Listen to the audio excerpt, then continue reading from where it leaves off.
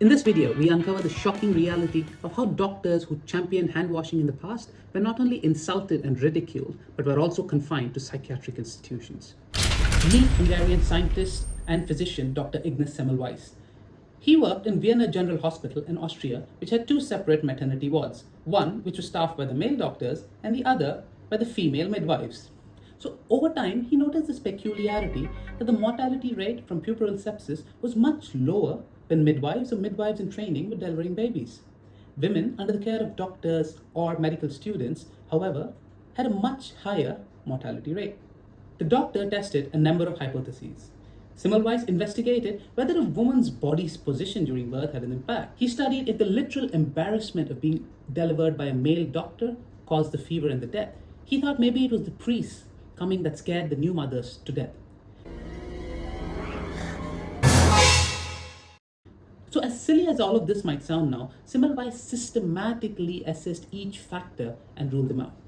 His breakthrough occurred in 1847 following the death of his good friend Jacob Koleshka, who had accidentally been poked by a student's scalpel while performing a post-mortem examination. His friend's autopsy showed very similar findings to those of women who were dying from puerperal fever. So Semmelweis started putting two and two together and proposed a connection between cadaveric contamination and puerperal fever. As a routine, in the mornings at the hospital, doctors observed and interacted and assisted their students with autopsies as a part of their medical training. Then in the afternoon, the very same physicians and students worked in the maternity examining patients and delivering babies. The midwives had no such contact. They only worked in the ward. Semmelweis hypothesized that certain cadaverous particles were being transferred from the dead bodies to the new mothers by doctors and their students. So immediately he instituted a policy of using a solution of chlorinated lime for washing hands between autopsy work and examination of patients.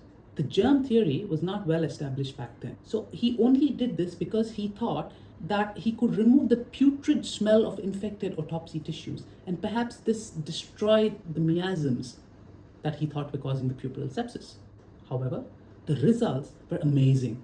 The mortality rate of the first clinic declined by 90%. To put that in perspective, in 1847, before the hand washing was instituted, the mortality rate was 18.3%, sometimes even going as high as to 35%. That meant for every 100 mothers that were delivering, up to 35 of them were dying from puerperal sepsis. But the moment he instituted the hand washing policy, the rates fell dramatically to nearly 1%. And as he widened the scope of this hand washing protocol to include all instruments that came into contact with the patients, the rates nearly fell down to zero. So eager to share his knowledge, in the spring of 1850, Semmelweis took to the stage and extolled the virtues of hand washing to a crowd of doctors. His theories, however, flew in the face of accepted medical wisdom of that time and were outright rejected by the medical community, who faulted both his science and his logic. So some historians believe that the doctors could not sort of fathom the fact that they could be walking petri dishes. The doctors were offended that they could be causing the infection. And despite reversing the mortality rates in his maternity wards in the hospital, mandatory hand washing was abandoned. This is when Semmelweis' life took an ugly turn. He could not get rid of the compulsive idea that countless women and babies could have been saved if his doctrine had been accepted. He was so preoccupied and got so outraged by the indifference of the medical profession that he began writing open and increasingly angry letters to prominent European obstetricians, at times even denouncing them as irresponsible murderers. His contemporaries, including his wife, believed he was losing his mind. And in 1865, nearly 20 years after his breakthrough, he was committed to the provincial lunatic asylum. And sadly, he died there only 14 days later from septic shock, possibly as the result of being beaten by the guards. In 1867, 2 years after Semmelweis' death, Scottish surgeon Joseph Lister started propelling the idea of sanitizing hands, and it was somewhere in the 1870s that the surgeons began regularly scrubbing.